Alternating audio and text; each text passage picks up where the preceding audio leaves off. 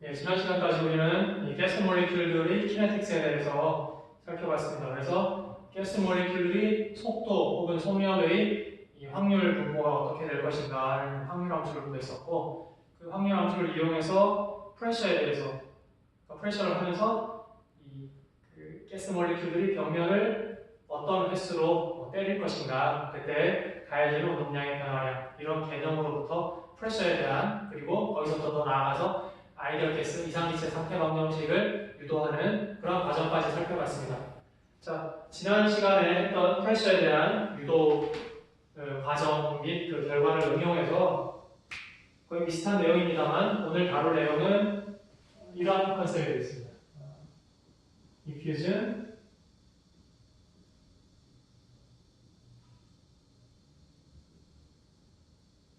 그 다음에 요걸 이용한 너셀 메서드라는 게 있습니다.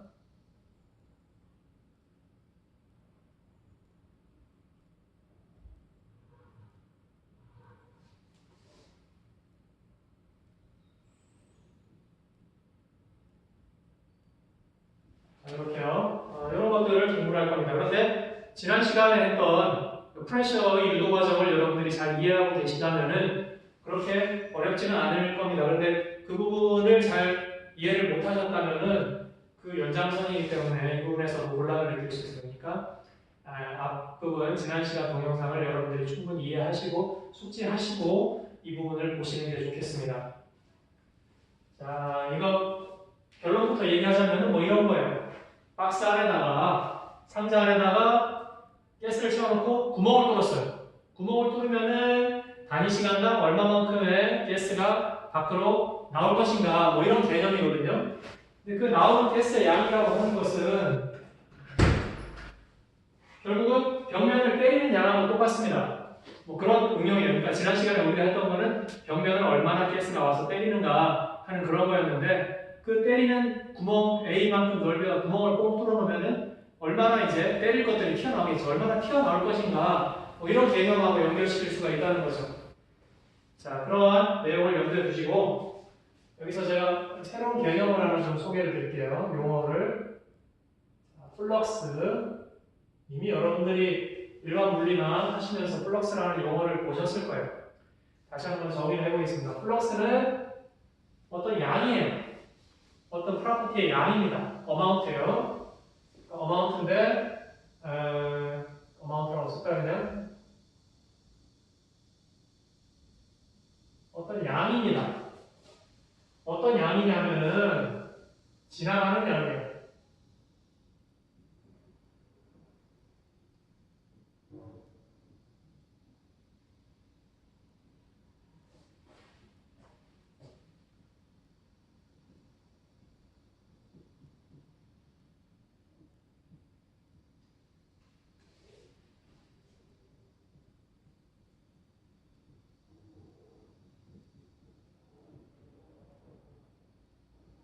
자, 좀 길어졌는데 어떤 흘러가는 양이에요. 그러니까 단위 시간 동안 단위 면적당 흘러가는 양이에요. 그러니까 면적당 시간당 흐르는 양이에요. 그냥 단순히 흐르는 양이 아니라 양은 양인데 흘러가는 양은 양인데 그거를 면적당 시간당 이런 식으로 노멀라이즈 한 거죠. 그러니까 면적당 시간당 흐르는 양이고, 양이라고 하는 것은 다양해요. 양을 나타내는 프로퍼티 자체가 다양한데 필요에 따라서 이거는 몰리큘의 개수를 쓸 수도 있고 아니면은 몰수를 쓸 수도 있고, 몰리큘의 몰수를 쓸 수도 있고 아니면은 질량을 쓸 수도 있어요. 어쨌든 단위 시간당 단위 시간 단위 면적당 흐르는 양이라는 개념인데, 그 양은 개수, 단위 면적당 단위 시간당 흘러가는 몰리큘의 개수, 단위 면적당 단위 시간당 흘러가는 몰리큘의 몰수, 단위 면적당 단위 시간당 흘러가는 물질의 질량, 뭐 이런 것들은 어떤 것든지 이건 필요에 따라서 바뀔 수 있고, 어쨌든 저기는 단위 시간당 단위 면적당 흘러가는 양이다. 이것이 플럭스의 개념이 되겠습니다. 플럭스의 정의가 되겠어요. 자, 그러면 우리가 생각해 보면은 지난 시간에 이런 걸 했었어요. 어떠한 단위 면적 A를 갖는 벽면을 때리는 몰리큘의 개수. 이 몰리큘의 개수는 이 부피는 Vx1, x1이라는 특정한 속도 성분을 갖는 그런 몰리큘들만 고려한다면 여기다가 시간 델타 t 전에는 지난 시간에 dp라고 썼는데 뭐 어쨌든 델타 t나 dp나 시간 개념이니까 이 시간 동안 도달할 수 있는 이 볼륨 안에 있는 이러한 것들이 이 벽을 때릴 수가 있는 거죠. 그러니까 이 안에 있는 개수를 구해주면은 델타 t라는 시간 동안 이 벽면을 때리는 몰리큘, 그 몰리큘 중에서도 Vx1이라는 속도 성분을 갖는 몰리큘들의 개수를 구할 수가 있습니다. 자, 이렇게 해서 그 개수는 이렇게 되죠. 자, 이 부피는 Vx1에다가 델타 t를 곱해준 것이고 거기다가 면적 A를 곱해주면은 이 부피가 돼요. 길이에다가 면적 곱해주니까 이 안에 부피가 되고 이 부피 안에 있는 몰리큘들은 여기 와서 때릴 수가 있어요. Vx1이라는 속도를 갖는 몰리큘들은. 거기다가 이 안에 밀도를 곱해주면 개수가 되겠죠. 지난 시간에 했던 것이니까 제가 하는 내용이 무슨 말인지 잘 모르시겠으면 지난 시간 동영상 다시 한번 꼭 숙지해 주시기 부탁드립니다. 자, 이것이 Vx1이라는 속도 성분을 갖는 몰리큘들이 단위 시간당 델타 t라는 시간 동안 A라는 단면적을 때리는 토탈 개수가 돼요. 때리는 횟수가 돼요. 충돌 횟수가 되는 겁니다. 충돌 횟수이고 이것은 개수 밀도를 바꿔서 써주면은 Vx1에다가 델타 t에다가 그다음에 A까지 넣고 이 밀도는 볼륨분의 전체 개수에다가 Vx1이라는 속도 성분을 가질 확률을 곱해주고 이렇게 됩니다. 자, 이게 때리는 횟수예요. 벽면을 때리는 횟수인데 이 벽면을 때리는 횟수가 아니라 그럼 이 벽면을 우리가 구멍을 뻥 뚫었어요. 그러니까 벽이 이렇게 있는데 이렇게 있는데 이 면적 A만큼 이제 구멍을 뻥 뚫었다고 해봅시다. 그러면은 아까는 우리가 충돌 횟수를 구했지만 이제는 충돌해야 될 녀석들이 다 튀어나오겠죠. 충돌 못하고. 그러니까 이 튀어나오는 개수, 즉, 이 플럭스, 튀어나오는 개수와 충돌 개수가 같은 거죠. 충돌할 녀석들이 튀어나오는 거니까. 그렇기 때문에 이때 이 나오는 플럭스라고 하는 것을 이걸 JN이라고 표기를 하겠습니다. 플럭스는 충돌의 개수는 Vx1이라는 성분을 갖는 것들의 충돌 횟수가 이거니까 총 충돌 횟수는 여러 가지 속도 성분을 갖는 몰리큘들에 대해서 다 더해줘야 되겠죠. 그러니까 0에서 무한대까지 이 값을 다 적분을 해주면은 여러 가지 Vx1이라는 특정한 속도 성분이 아니라 다른 속도 성분 크기를 갖는 그러한 것들의 몰리큘들이 다 합쳐서 토탈 전체의 충돌 횟수가 되겠습니다. 근데 이제 구멍을 뚫어놨으니까 충돌 횟수가 아니라 빠져나오는 개수가 되겠죠. 이게 충돌의 개수가 되는데 근데 플럭스라고 하는 거는 단위 면적당 단위 시간당이에요. 그러니까 면적과 시간으로 노멀라이즈 해요. 여기서 우리가 고려한 면적과 시간은 각각 A라는 면적과 그 다음에 델타 T라는 시간이었습니다. 요거를 고려를 해줘야지 플럭스의 디멘저가 같아져요. 그러니까 없어지고 이렇게 없어지는 거죠. 그러면은 남는 것은 플럭스는 즉 저 구멍을 통해서 나오는 가스 플럭스는 이렇게 쓸 수가 있겠네요. 다시 써주면은 V분의 M 이거는 적분하고 무한이니까 밖으로 나오고 여기서 무한대까지 그다음에 Vx 그리고 FVx가 나왔죠. FVx는 이 형태였죠. 2파이 KBT분의 M의 2분의 3승의 exponential 마이너스 2kbt 분의 mvx 제곱. 자, f 대신에 우리가 알고 있는 확률함수를 써준 겁니다. 그리고 적분 이렇게 되는 겁니다. 자, 그러면 이 적분의 형태도 이 부분은 어차피 상수니까 밖으로 꺼내면 되고 vx에다가 exponential 함수예요. 이 형태 역시 테이블 1에 있습니다. 그걸 이용해가지고 계산을 해주면 돼요. 그러면은 계산 결과가 뭐가 나오냐면은 이렇게 돼요. v분의 n에다가 자, n은 토탈 개수예요. 토탈 몰리큘의 개수. 어떤 박스라고 한다면 박스에다 구멍을 뚫는 거라고 하면 그 안에 있는 토탈 개수인데 어쨌든 v분의 n이니까 결국은 토탈 밀도, 개수 밀도가 되는 거죠. 볼륨분의 개수니까 밀도의 개념이 될 것이고 여기다가 2파이 m분의 kbt 2분의 1승. 자, 이렇게만 남게 됩니다. 자, 그래서 우리가 지금 구한 것은 어떤 상자 안에 가스가 들었는데 그 상자에 구멍을 뻥 뚫었을 때 자, 밖은 진공이라고 가정합시다. 왜냐하면 밖이 진공이 아니면 밖에서 또 들어가는 애들도 있을 테니까 그러면 헷갈리니까 밖은 진공이라고 하고 그러니까 박스가 공기가 든 박스가 진공 상태입니다. 밖에는 진공이고 그러면 구멍을 뻥 뚫으면은 이 안에 있는 가스들이 확 나갈 텐데 그 가스에 나가는 플럭스라고 하는 것은 단위 시간당 단위 면적당 나가는 양이에요. 양에 대해서 우리는 개수로 일단은 다루고 있습니다. 그러면은 그 플럭스는 그 충돌, 원래는 막혀 있었다면 충돌할 것들의 개수인데 충돌할 것들이 이제 빠져나가니까 그 빠져나가는 개수를 우리가 고려한 시간과 구멍의 면적으로 나눠주면 되고 그러면은 이렇게 계산이 들어가는데 여기서 이제 확률함수 대입해가지고 계산해주면 최종적으로 구멍을 통해서 빠져나가는 가스의 플럭스는 이런 식으로 표현이 된다. 이렇게 볼 수가 있겠습니다. 그래서 우리가 구한 결과를 다시 한번 써보면은 기체의 플럭스는 V분의 N의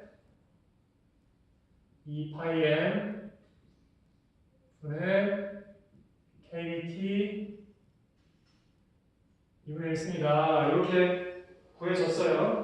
뭐 이 형태도 좋습니다만 여기다가 우리가 알고 있는 이상기체 상태 방정식을 한번 대입을 해볼까요? 자, PV는 NKBT 이런 게 있었죠. 이상기체 상태 방정식. 자, 그렇다면은 V분의 N이라고 하는 거. V분의 N 형태가 저기 있으니까 V분의 N은 이렇게 되나요? KBT분의 P 이렇게 쓸 수가 있습니다. 그럼 이 형태를 여기다가 대입을 해주면은 이것은 이렇게도 정리할 수가 있습니다. 2파이 M KBT의 2분의 1승 분의 자, 이쪽 PVNKQ 이상기체 상태 방정식은 지우겠습니다. 이제 지우고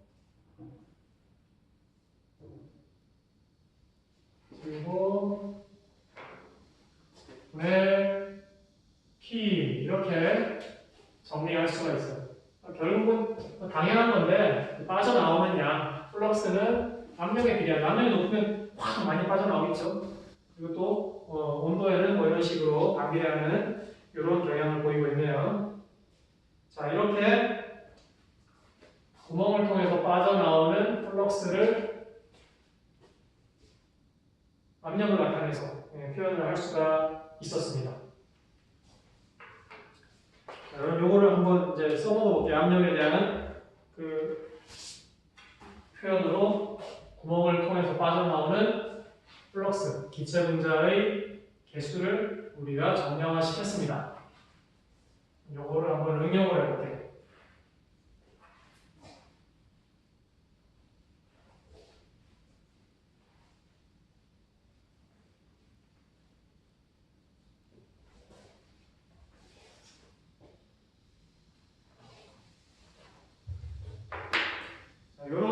시츄에이션을 상황을 한번 생각을 해볼까요?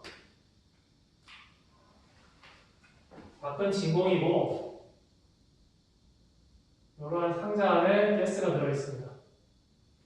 상자 안에 가스가 들어있는데 여기서 밖은 진공이에요.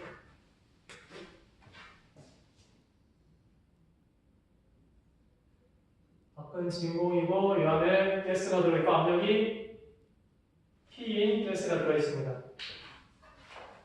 이러한 상자가 있는데 이 상자를 제가 너무 고전적인 그림이지만은 이렇게 저울 위에다가 딱 놔뒀어요.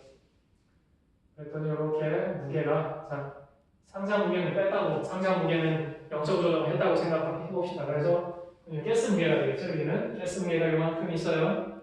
이렇게 있는 상황에서 제가 구멍을 뽕 뚫었습니다. A라는 반면적인 A인 구멍을 뚫었어요. 그럼 어떻게 되겠어요? 이제 가스들이 확 밖으로 빠져나가겠죠.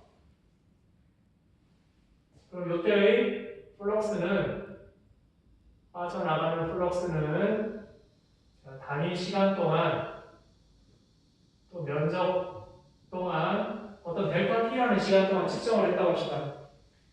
그 면적당 시간당 빠져나가는 몰리큘의 개수가 플럭스의 정의에 의해서 이 플럭스 값이 될 텐데 이 개수, 몰리큘의 개수를 한번 생각해 볼까요? 이렇게 빠져나가면 어떻게 되죠? 가스의 무게만큼 이렇게 무게가 달아졌는데 가스가 빠져나가니까 자, 무게가 줄어들겠죠? 저울이 이렇게 움직일 거예요. 무게가 줄어들 겁니다. 그래서 이 줄어든 무게를 델타 웨이트라고 합시다. 델타 웨이트. 웨이트 이거 불립니다. 델타 웨이트라고 하면은 빠져나간 개수는 이 무게 변화를 몰리큘 하나의 매스로 나눠주면 개수가 되겠죠. 전체 무게를 한 개의 무게로 나눠주면은 그러면 개수가 될 거예요. 그러니까 이 플럭스는 자, 델타 T A 다음에 M분의 이렇게 되는 거죠. 그럼 이런 식의 우리가 만약에 이런 식의 측정을 실행한다 그러면은 시간을 우리가 제기 정확히 나누는 거 1초 동안, 2초 동안 델타 T를 우리가 정해주면 되는 거고 뭐 단면적도 구멍 크기도 우리가 정해줄 수 있는 수치죠. M은 이 안에 있는 가스 몰리큘이 어떤 종류인지만 알면은 가스 몰리큘의 질량 우리가 상수로 가지고 있을 거고 그랬을 때 그 무게 변화를 측정하면은 플럭스를 구할 수가 있게 되는 겁니다. 자, 요 식하고 플럭스에 대한 요 표현형하고 그다음에 플럭스에 대한 요 표현형이 있는데 두 개를 조합을 해보면은 두 개가 같다니까 두 개가 같다를 해가지고 자 P에 대해서 한번 정리를 해봅니다. 압력에 대해서 정리를 해보면은 그럼 어떻게 되냐면은 델타 T A 분의 웨이트 변화량 그 다음에 M분의 2파이 KBT 2분의 1승 이렇게 정리할 수가 있어요.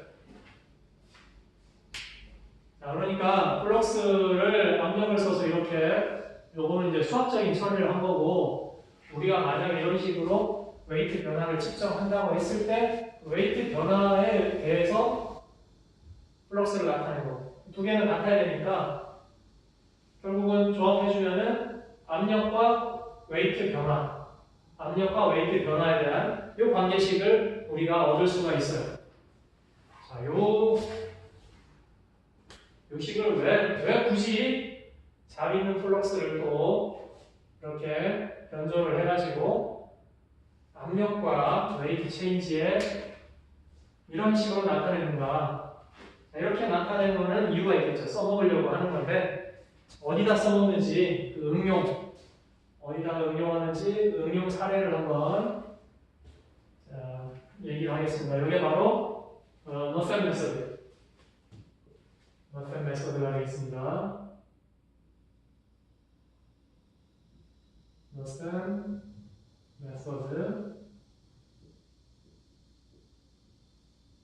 뭘 측정하는 거냐면은 베이퍼 프레셔를 측정하는.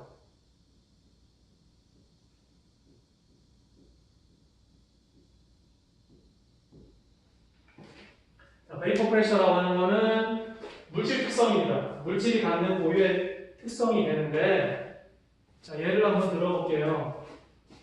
이러한 박스가 있습니다. 여기는 지금 베이큐이에요.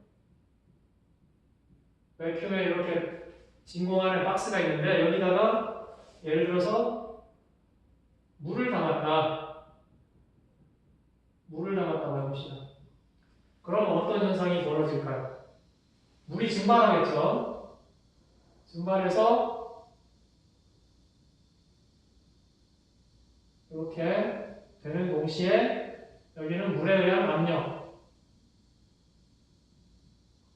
압력이 발생할 거예요. 자, 그럼 물이 증발해가지고 이렇게 증발해서 압력이 생성되고 일정 압력에 도달하면 이제 평형 상태가 되겠죠. 평형 상태에 도달하면 이제 더 이상 증발 안 하고 거시적으로 봤을 때 더 이상 증발 안 하는 거고 미시적으로 보면은 도로 응결하는 것과 증발하는 그 속도가 같아지는 평형 상태에 도달하게 되는 거죠. 그때의 평형 압력이 있을 거예요.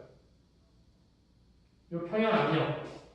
요거를 갖다가 이 물에 대한 베이퍼 프레셔라고 합니다.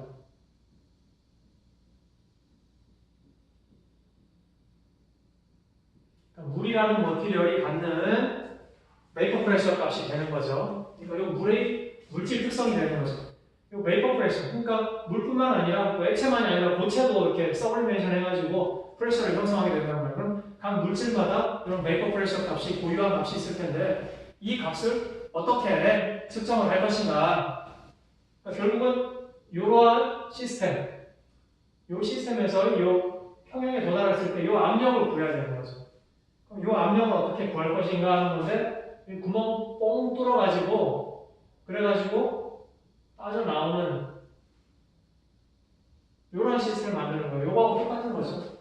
이런 시스템을 만들면은 그러면 이 안에 이 압력을 무게 변화를 측정해가지고 구하면 되는 거예요. 물론 너무 오랫동안 하면은 이 안에 압력이 점점 낮아지니까 변할 수도 있겠죠. 물론 여기서 또 증발을 하고 이래가지고 이퀄리브리엄 유지를 하려고는 하겠지만 그 속도 차이가 있을 수는 있어요. 어쨌든 뭐 짧은 시간 동안 딱 뚫었다가 탁 막는다 그러면 이 압력은 거의 변화가 없겠죠. 그러니까 이 압력이 거의 변화가 없는 짧은 시간 동안 측정을 한다 그러면은 이 압력을 이퀄리브리엄 베이퍼 프레셔를 구할 수가 있게 되는 거죠. 즉, 요 그림하고 요 그림은 똑같습니다.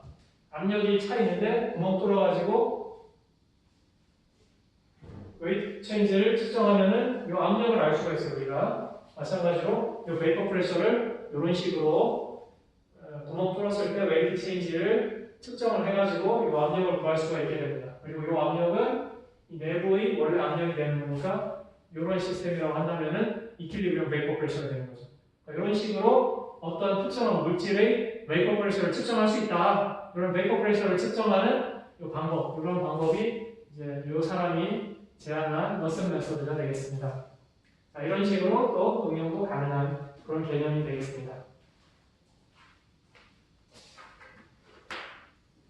자, 이렇게 해서 가스 몰리큘에 대한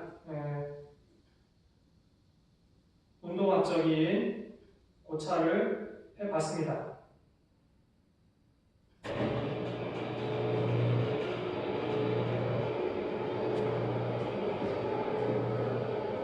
자, 여기까지 하고 나서 한번 우리가 뭘 하고 있는지 정리를 한번 해볼 필요가 있을 것 같아요.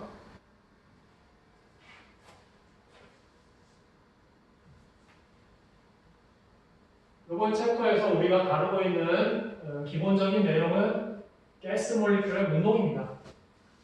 가스 몰리큘이 어떤 식으로 수많은 가스 몰리큘들이 어떤 식으로 운동하고 있는가 하는 그 운동의 양태를 해석을 하는 것이고, 그렇게 해서 우리가 어떤 특정한 방향으로의 속도 성분, 그 속도 성분을 가질 확률에 대한 확률을 나타내는 함수, 확률 함수 이런 개념에서부터 시작을 했었고 그것을 응용해가지고 속력에 대한 확률 함수, 또 평균 속력, RMS 속력, 모스트 퍼버블 속력 이런 여러 가지 속력의 대표값들을 계산을 했었고 그리고 프레셔, 또 프레셔를 또 응용해가지고 플럭스 내지는 러슨 메소드까지 이런 식으로 쭉 왔습니다.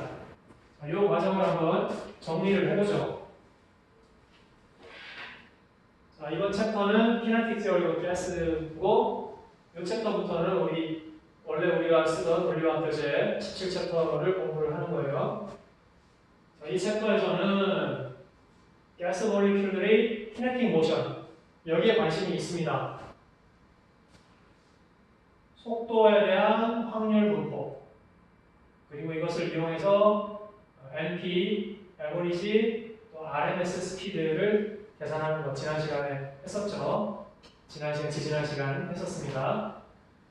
그리고 가스 몰리큘의 충돌 벽면하고는 어떻게 충돌을 하는가 그 다음에 가스 몰리큘끼리는 어떻게 충돌을 하는가 이런 것까지 다루게 돼 있어요. 아직 이 부분은 우리가 다루지 않았습니다. 여기까지 했어요. 벽면하고 충돌하는 것까지 오늘까지 해서 벽면 충돌까지 우리가 다뤘습니다. 그 내용을 한번 정리를 해보면은 먼저 velocity의 probability density 뭐 벡터로 이런 식으로 제가 필기했던 노테이션하고 조금 차이가 납니다. 저는 화살표로 벡터를 표기했었습니다. 어쨌든 내용은 똑같습니다. 자, 이렇게 해서 이런 접근 엘리먼트를 가지고 최종적으로 속력에 대한 확률 밀도 함수를 유도를 했었습니다. 이 속력에 대한 특정한 속도 성분, 속도의 x 성분에 대한 식은 요건데 요거 가지고도 우리가 충돌, 프레셔 구할 때 요 형태를 많이 이용을 했었죠. 근데 3차원에서 속력에 대해서는 이러한 확률 함수를 구할 수가 있었습니다.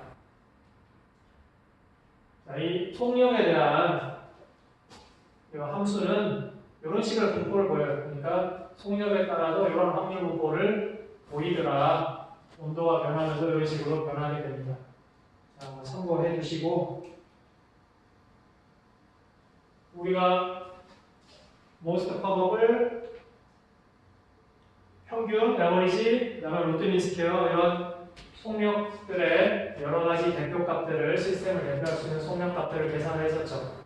모스트 프로버블 같은 경우는 이분계수가 0이 되는 극값을 구하는 거였으니까 이분계수가 0이 된다로부터 모스트 프로버블 속도를 구했고 그 다음에 평균 속력에 대해서는 속도가 속력입니다. 모스트 프로버블 속력 그 다음에 평균 속력은 속력에다가 확률함수 곱해서 적분해 주면 되니까 이런 식으로 구해줬고 그 다음에 루트 민 스퀘어 RMS 속력도 이런 식으로 제곱값의 평균을 이용해서 2분의 1승에서 구했었습니다.